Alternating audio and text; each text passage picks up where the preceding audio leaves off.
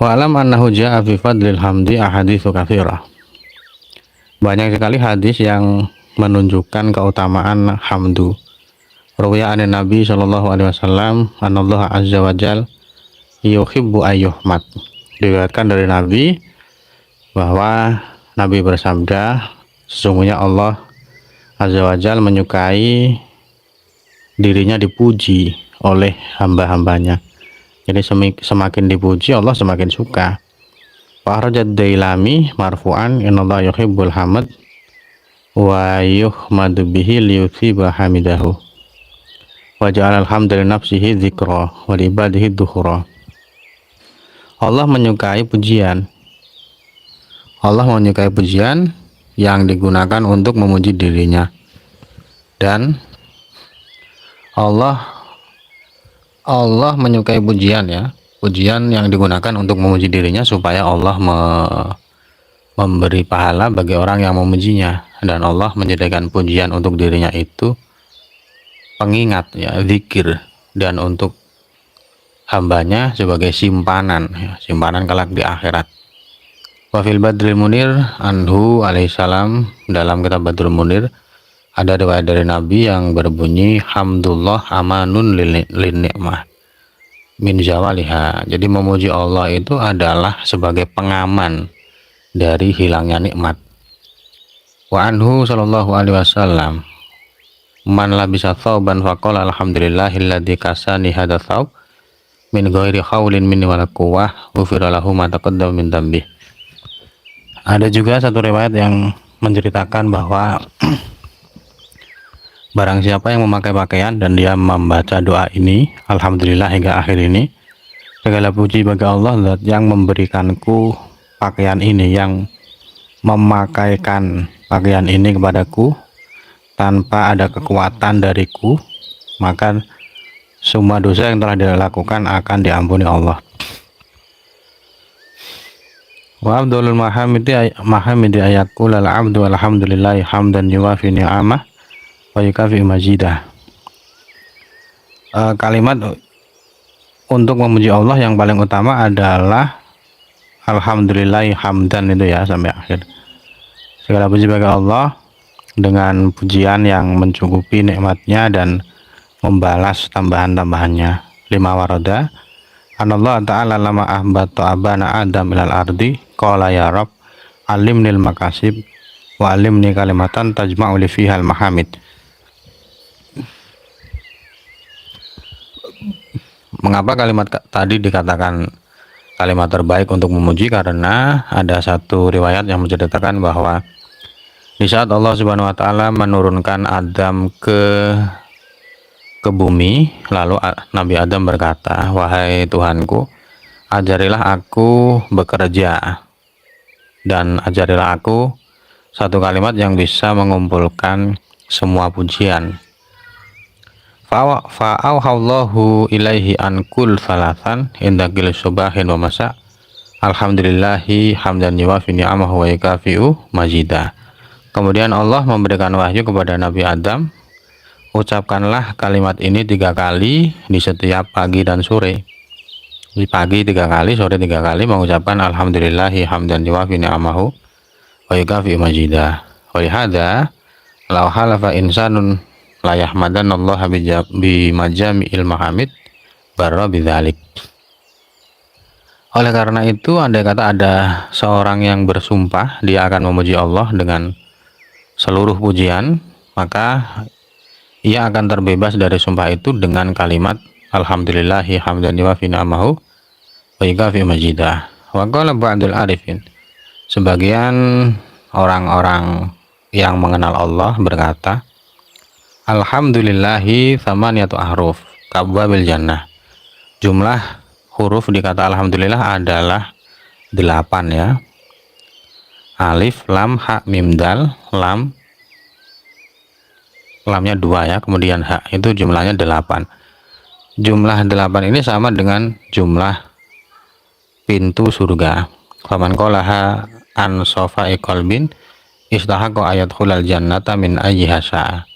Barang siapa yang mengucapkan kalimat ini dengan hati yang bersih, maka dia berhak masuk ke dalam surga dari manapun ia mau. Jadi pintu manapun yang ia mau. Jadi tidak ditentukan pintu yang mana, dia boleh memilih. Ay fayukhayyaru bainaha ikraman lahu. Jadi dia boleh memilih dari pintu manapun karena dia dimuliakan di sana. Walakin la yahtaru ilal ladzi sabagha fi ilmihi ayadkhula minhu. Tetapi pintu manapun yang dipilih itu sesuai dengan ilmu Allah yang telah ditetapkan sebelumnya. Qauluhul fattahu wa min asma'illahi al-husna. Kata al-fattah di dalam Fathul Mu'in itu merupakan salah satu dari beberapa nama Allah. Wa huwa min siyagil mubalaghah. Dalam pembahasan nahwu atau shoraf, fathah ini namanya sigat mubalaghah, ya, bentuk yang digunakan untuk makna mubalaghah, melebih-lebihkan. Wa ma'nahul ladzi yaftahu khazainar rahmah la asna fil bariyah. Makna dari al-fattah adalah zat yang membuka seluruh perbendaharaan rahmat, perbendaharaan kasih sayang kepada seluruh golongan makhluknya. Waqila al-hakim bainal khalaik min al-fathi bimaknal hukmi. Ada yang memaknai al-fattah ini adalah zat yang menjadi hakim, menjadi pemutus di antara seluruh makhluknya. Sebab kata fathah ini menurut pendapat kedua diambil dari kata fathah yang bermakna hukum.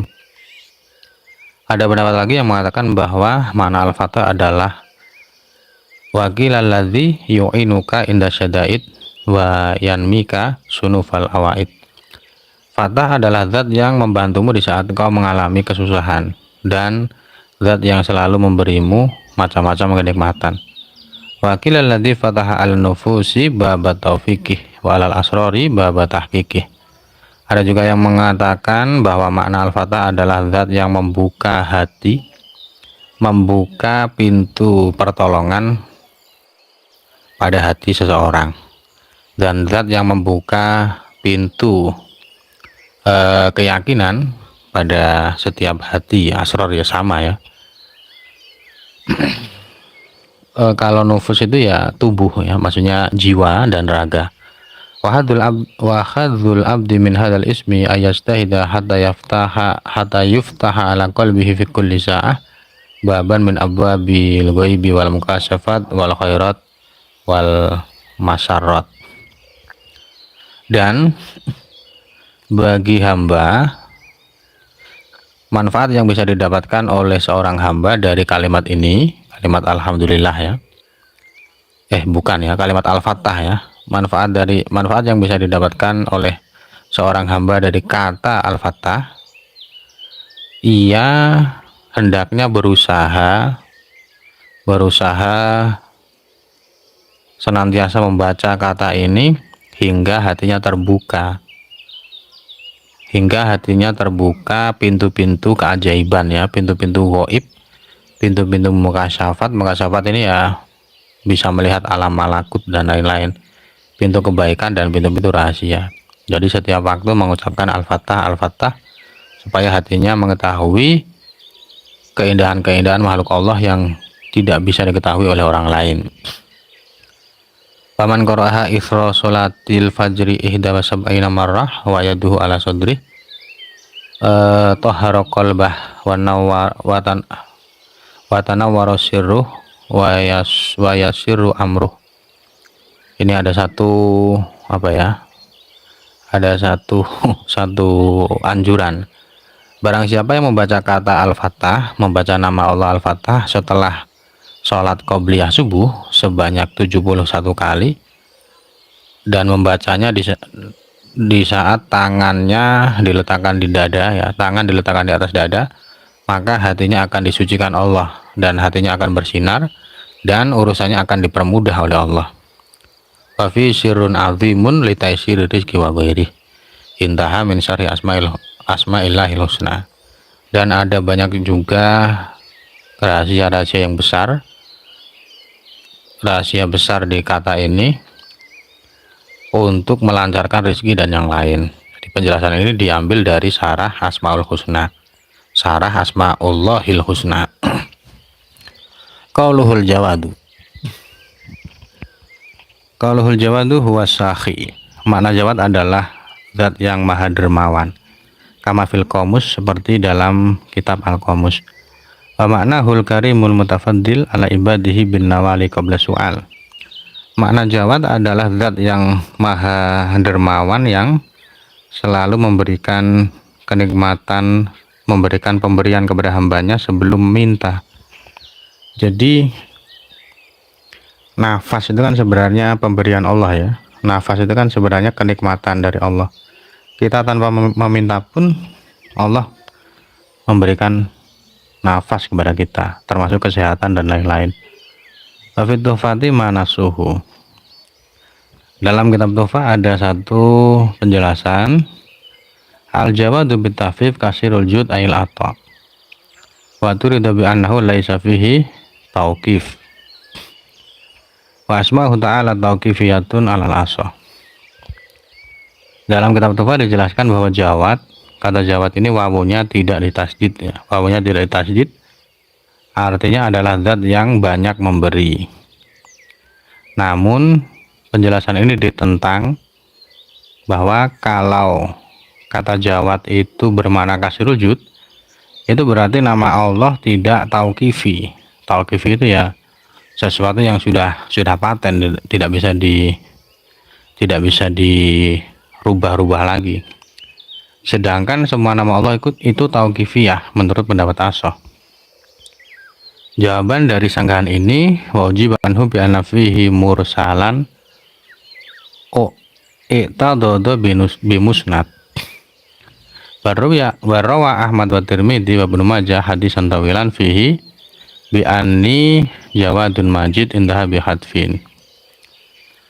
Hal itu dijawab bahwa penjelasan ini yang mengatakan bahwa jawad itu kasirul jud itu ada satu penguat. Penjelasan itu berupa hadis mursal ya, hadis mursal yang ada penguatnya. Bahkan Ahmad, Tirmidzi dan Ibnu Hajjah meriwayatkan satu hadis panjang yang di dalamnya terdapat kalimat bi anni jawadun majid. Berarti karena dalam hadis ada seperti ini, ada kalimat ini, maka tuduhan atau sanggahan bahwa nama ini tidak boleh diartikan dengan kasirul jud sebab tauqifi, sanggahan itu bisa dibantah ya, bisa dijawab. Qauluhu al-mu'ini ala tafaqquhi fid din.